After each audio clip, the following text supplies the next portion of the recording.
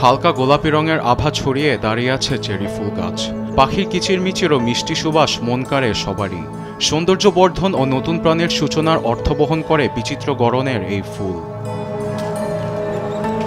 বোঝি sakura নামে পরিচিত জাপানের জাতীয় ফুল চেরির কথা।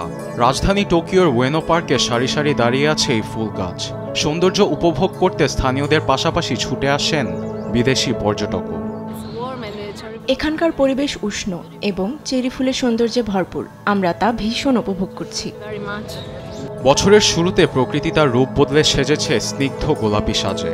এই মনোরম পরিবেশ মুগ্ধ করে না এমন মানুষ পাওয়াই দুষ্কর। প্রতি বছর এপ্রিলের শুরুতে ফোটা এই ফুল চলতি বছর মার্চেই দেখা দিয়েছে। তবে এর পূর্ণরূপ দেখতে আরেকটু অপেক্ষা করতে হবে পর্যটকদের।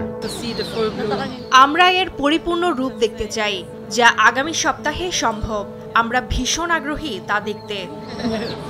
মনোরম মুহূর্ত ক্যামেরাবন্দি করতেই ব্যস্ত দর্শনার্থীরা। পরিবার ও বন্ধুদের সঙ্গে আনন্দময় সময়টা ভাগাভাগি করে নিতে অতুলনীয় স্থানে পরিণত হয়েছে এই পর্যটন কেন্দ্র।